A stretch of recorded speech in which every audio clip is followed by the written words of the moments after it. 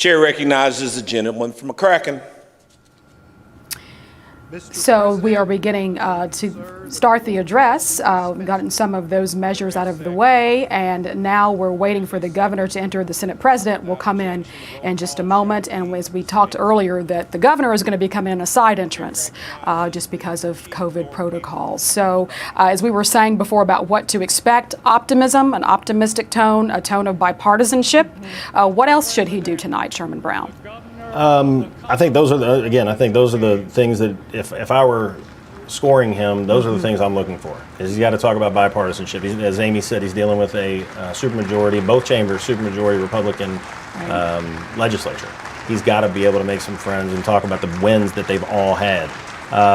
And I think, this is working together, bringing that in, and I hate to use a crisis at that moment, but we have all come together during these points and to kind of bring that in. But there has been some heavy criticism of the governor and how he's handled COVID, and it's come from Republican ranks. So are there some mending of fences to happen here, Amy Wycliffe, extending an olive branch perhaps to say, I want to work maybe better with you than I've done before? I think so. I think if he tries to do that, we'll see how long it goes. We're also going into an election season. Yeah. So I think that's important to consider too. Right. And as you mentioned, the supermajority, it's very important. And here is Governor Andy Beshear. Safely from home, including Kentucky's First Lady and Toy Drive Superwoman, Brittany Beshear, and our children, Will and Lila. And of course, Virginia. Thanks for being there for the people of Kentucky once again. I am humbled to stand before you tonight to deliver my third State of the Commonwealth address. In many ways, this address feels both the toughest and also the most exciting. We come into this new year with excitement and optimism, with an economy booming like never before. But at the same time, we are all processing grief and sadness after a year of unprecedented natural disasters and a continuing pandemic. We are now just weeks from the deadliest tornado outbreak in state history, which took 77 lives, including one child just 6 days old. Entire towns were nearly wiped off the map, leaving thousands of our brothers and sisters homeless and struggling. All of this while we continue to fight a pandemic that has now taken more than 12,000 of our Kentucky family, neighbors, and friends, and more than 828,000 of our fellow Americans. But even through these trials and the pain that we carry from them, I am here to report that the state of our Commonwealth is strong.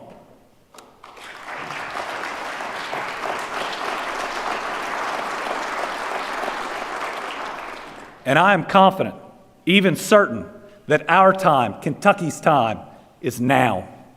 Our Commonwealth is strong. It is strong because we are strong. In Kentucky, we are good people, tough people, resilient people. We care deeply for one another. And while they may knock us down, no tornado, no pandemic, no flood, no ice storm can break us, because we do not break.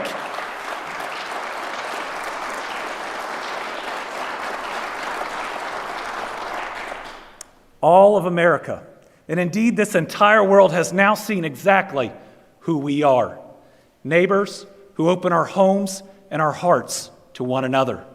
People who embrace selflessness, generosity, and love. And while we are reminded, all at the same time, we're reminded that any arguments, any divisions just aren't that important. And not even the difficulties of our present can stop the excitement for our future. And good people deserve a good future.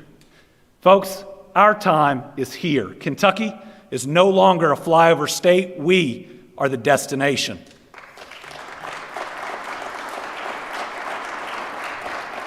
We are celebrating the greatest economic progress we've seen in our nearly 230-year state history, with the largest ever private sector investment, the most new jobs ever created, and at the second highest wages in state history, and we're just getting started.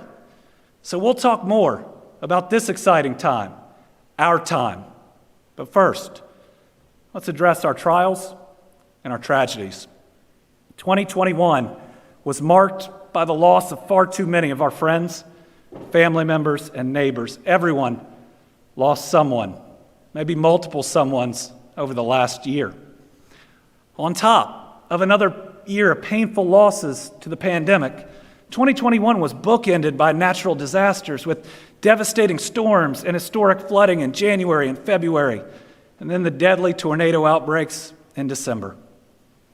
After each of these disasters, I visited the communities that were suffering to see the damage myself and to listen to the stories of our families. I traveled to a warming center in Ashland during the ice storm, and I found a friend of mine sitting in the corner with his dad, whose dialysis machine was plugged into the wall.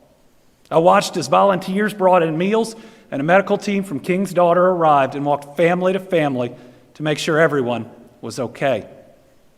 1 month later, that same warming center was underwater as record flooding hit parts of eastern Kentucky. Days later, I went to Beattyville, which had been almost completely submerged. I listened to one of our county judges describe an amazing helicopter rescue by our National Guard. So let's take a moment to thank the National Guard for their heroic efforts this year. I am proud to be your Commander-in-Chief.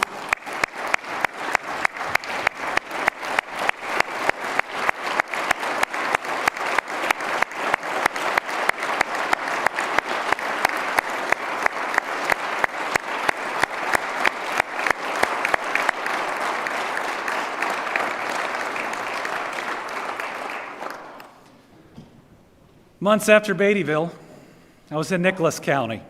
A historic flood had taken homes clear off their foundation. Red X's painted on their doors as a painful symbol that people could not return to their homes. And then came December, with at least 5 tornadoes hitting on the same terrible night, one of which stayed on the ground, bringing death and destruction for over 200 straight miles. The stories of that night are tragic, but they're also heroic. I met a farmer in Taylor County who pulled multiple neighbors from their basements of their collapsed home, clearing out just enough debris to pull them out. He told me one family called out, "Please, don't leave us," and he didn't. That man, Nevin Price, is here with us tonight with his wife, Sherry. Why don't y'all stand up so we can give you the applause that our heroes deserve.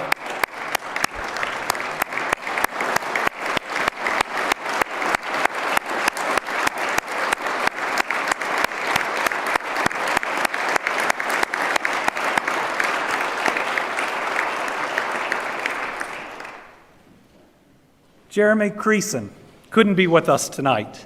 Jeremy is the chief of the fire department in Mayfield. He was among the first on the scene after a tornado leveled a candle factory with dozens of workers inside. I remember talking to Jeremy, the mayor, the police chief, just after midnight on that most difficult night as they worked to save so many lives. So to all our first responders, the people of Kentucky, thank you.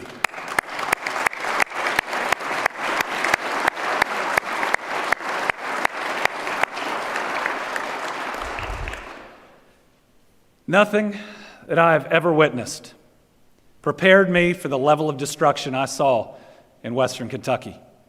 One of the hardest hit places is my dad's hometown of Dawson Springs. This is a place I know, a place I love. This was always a safe place for me where my family sat on my grandparents' porch and sang hymns. Miraculously, that porch still stands, but 1 block away, everything is gone. 17 people from a town where bad things don't happen were lost. My faith teaches me that while we struggle to understand the whys of human suffering, we can see the presence of God in the response. Scripture tells us, bear one another's burdens and so fulfill the law of Christ. We saw that in the actions of our people and in the outpouring of love and support from around the world. People from all over, many with little or no personal connection to Kentucky, have pledged millions of dollars to help recovery and have volunteered thousands of hours. Many others, including Lieutenant Governor Coleman, folks from the executive branch and LRC alike, rolled up their sleeves to give blood at drives like the one sponsored here at the Capitol. And when the First Lady started a toy drive, gifts poured in and piled up by the hundreds of thousands to make sure these kids who had been through so much could have a great Christmas. I know you're at home, but Brittany, I am so proud of you.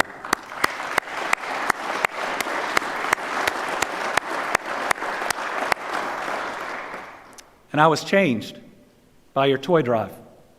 Passing out those toys and visiting with those families, I had at least two special moments I want to share with you tonight.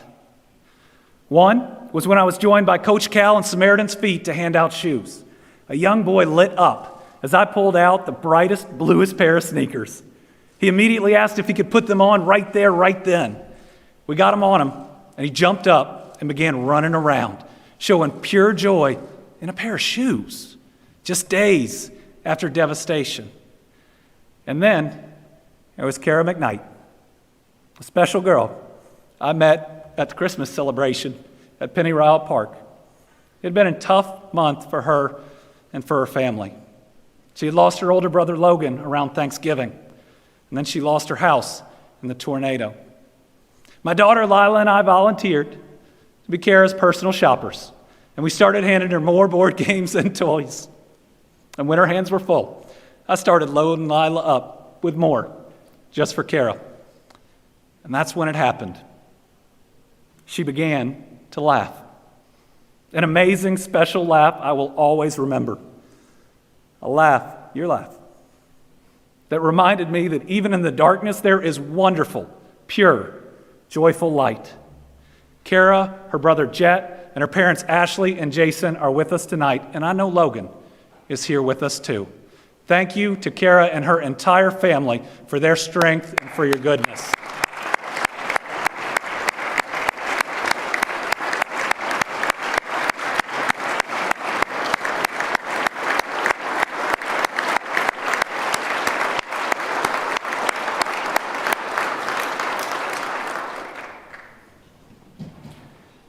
The courage and the compassion that Americans have shown for one another during our plight fills me with pride at being your governor and fills me with certainty that we as Team Kentucky have what it takes to meet this challenge. We are committed to being there for those that lost everything in these tornadoes. I appreciate President Biden's support for our people during this disaster. He granted my request that the federal government pay for the entire cost of the first 30 days of cleanup. That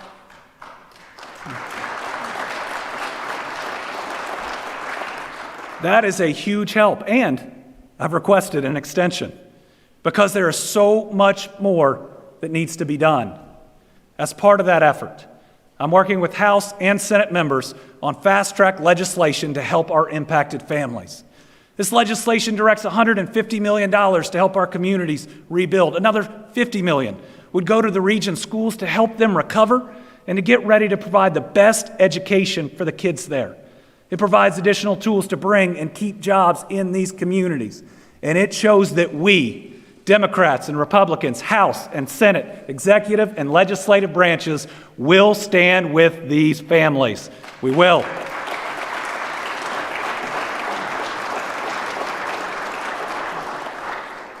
So I want every family and community touched by these storms to know that I am with you.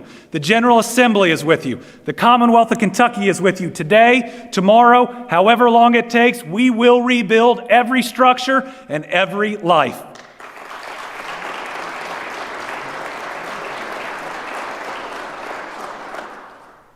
Now, we cannot talk about the state of our Commonwealth without addressing the ongoing COVID pandemic. As I noted earlier, we've lost more than 12,000 of our fellow Kentuckians to this evil virus. The nationwide death toll has surpassed 828,000. Those are 828,000 children of God missed and mourned by the communities and those who love them. And right now, we are seeing a severe, unprecedented escalation of cases due to a new variant we must take seriously. In fact, at nearly 10,000 new cases, today is the most new cases we have had in any single day in the pandemic.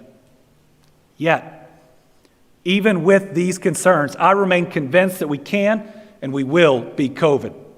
Because in 2021, we gained the tools and the knowledge we needed for victory.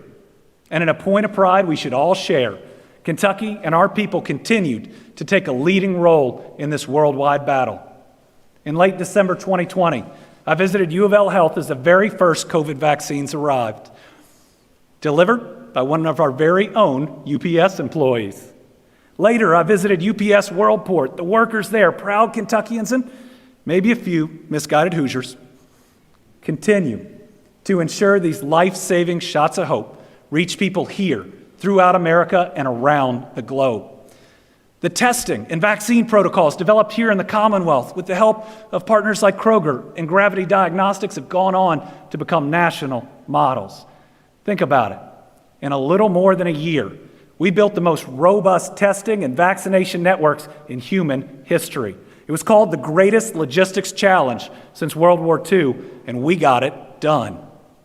In just over a year, we vaccinated over 62% of every man, woman, and child in the Commonwealth, something that's never, ever been done before. And right now, people can drive or even walk to multiple locations where they can receive free of charge COVID testing or a vaccination or a booster. Get your booster. We still need many more of our people to choose to get vaccinated and boosted.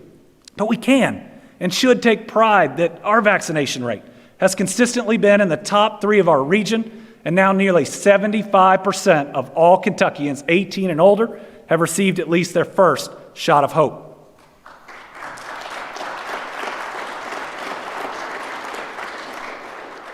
My administration's COVID response has and will always be about saving lives. Not what is easy, not what is popular, but what is necessary and what is right.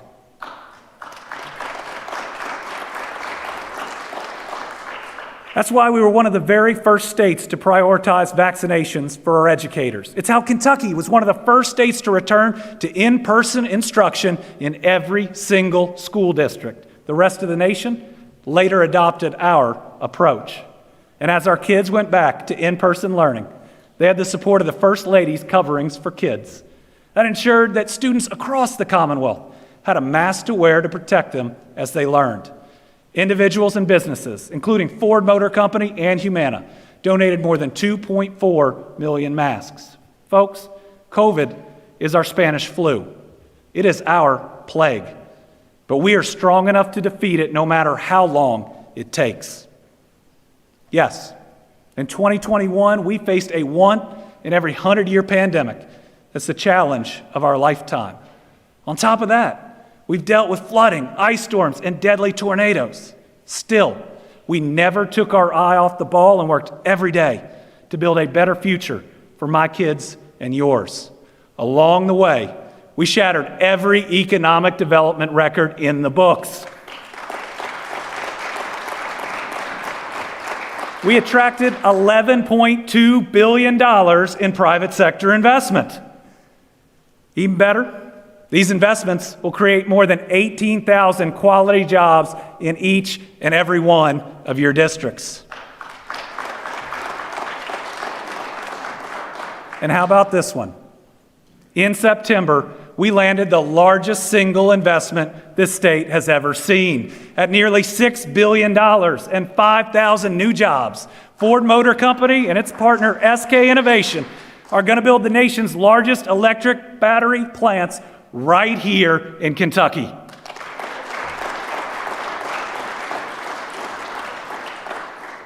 Bill Ford is Ford's executive chair. He's also Henry Ford's great-grandson. He sat in my office and he said, "Andy, this is the biggest step in the auto industry since the Model T. And this is Ford's biggest investment in its history that they had ever made, and that they were making it in Kentucky." That's when it hit me. Ford Motor Company, a company as American as America itself, was betting its future. And who did Ford trust to bet its entire future on? The people of the Commonwealth of Kentucky. That ought to make you pretty proud.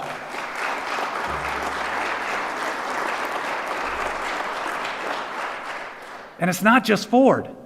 Pratt Industries is making its largest investment ever, $500 million in Henderson. That is the largest project in Western Kentucky in 25 years.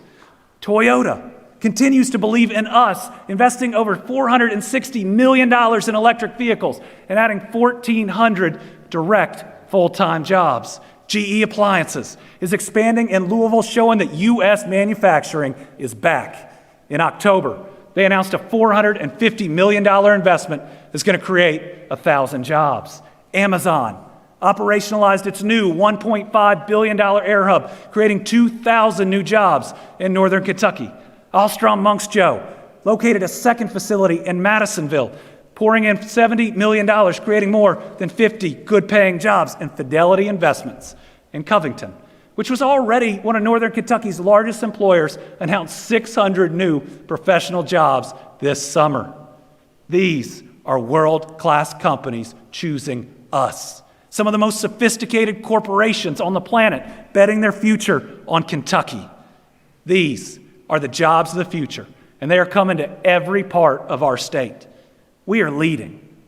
Kentucky is leading on electric vehicles. Ford and Toyota's investments were joined by Firestone Industrial Products, creating 250 new jobs in Whitley County. We, Kentucky, are leading in agritech, with App Harvest announcing 4 expansions in Moorhead, Somerset, Berea, and Richmond. Appalachia, who's growing apples on abandoned coal mine property, is expected to create 2,000 new full-time jobs in Inez. Appalachia's own Bernie Kosar, Super Bowl and national champion quarterback, is here with us tonight. Stand up, Bernie, so we can thank you for all the work y'all are doing at Appalachia.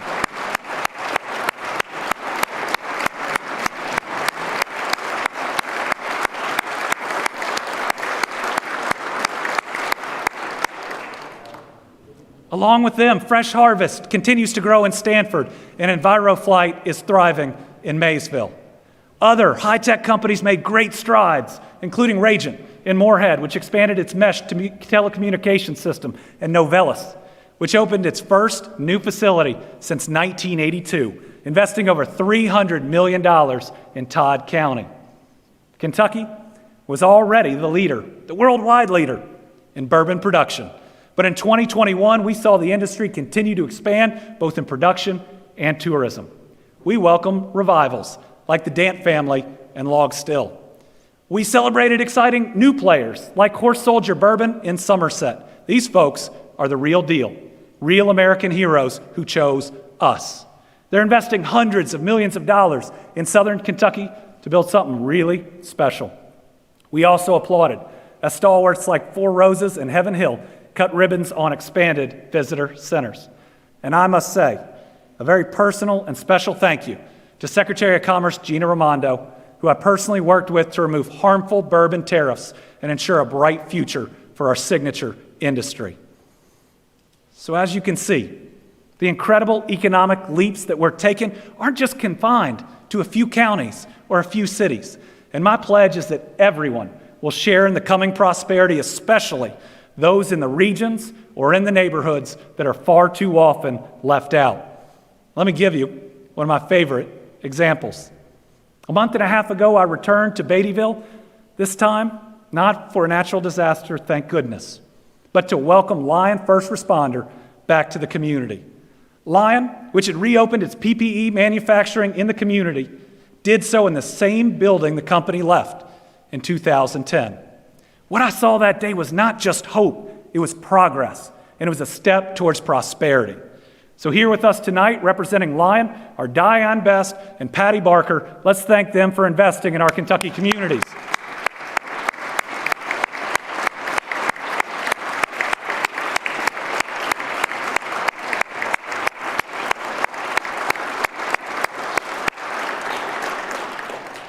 And we're also thankful for what you do, because those Mayfield firefighters out on that difficult night were protected by your products. So again, thank you for protecting our first responders.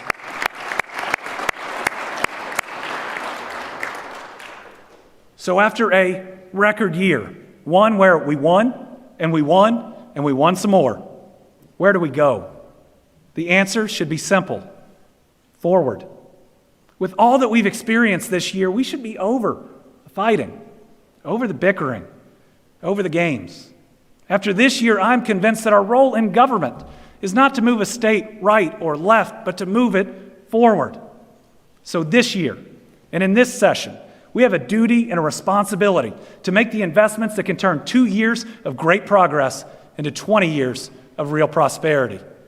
In a little over a week, I will join you again to unveil a budget that does just that.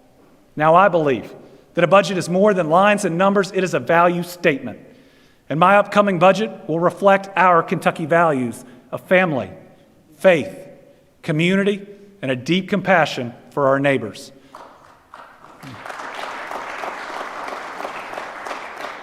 That budget will make historic investments in education, as world-class companies deserve a world-class workforce. It'll create a fund for investing in development sites so we can attract the next Ford and Toyota. It'll invest in our essential workers, like our Kentucky State Police, our nurses, our teachers, to ensure we can not only recruit, but retain these critical jobs. It'll ensure that we remain a leader in agriculture technology in eastern Kentucky, and that we build on our pharmaceutical footprint in northern Kentucky. It'll continue to deliver on the promise of a world-class airport in Paducah. It'll continue to invest in infrastructure with more water and sewer grants. It will continue to expand the Mountain Parkway to 4 lanes, and it'll work to construct that I-69 bridge.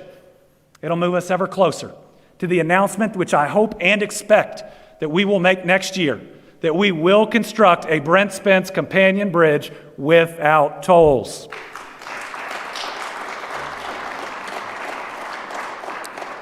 And it will include a raise for all of our state workers.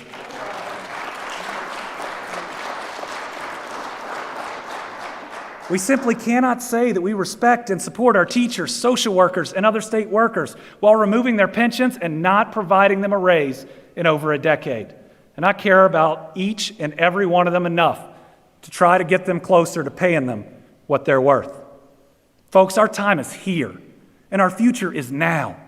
But for us to achieve our destiny, we have to embrace it, and we got to work for it. President Abraham Lincoln, a hero to this state and to this country, said it best: you cannot escape the responsibility of tomorrow by evading it today. It's another way of saying this is our responsibility, our chance, and not the time to pass the buck.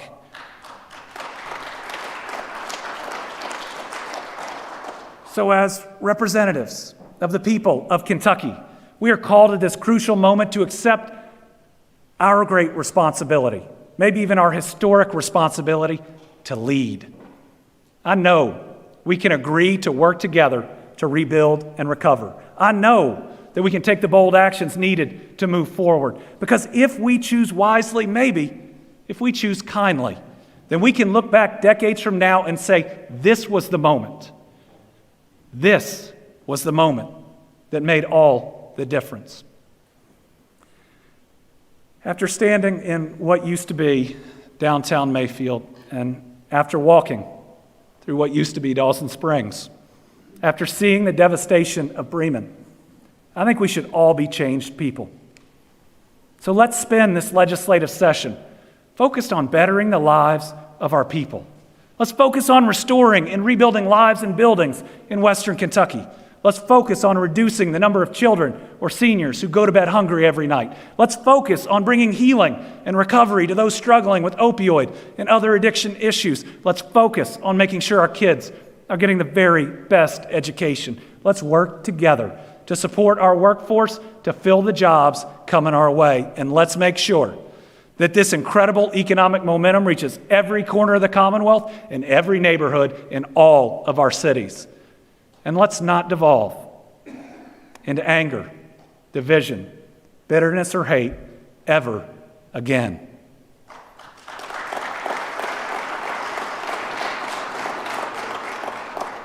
We've been called to be better people, and we should be. Scripture further guides us. Let us not become weary of doing good, for at the proper time we will reap a harvest if we do not give up. We are too strong to give up. We must go forward. Our time is here. Our future is now. God bless you. God bless the Commonwealth of Kentucky. Thank you very much.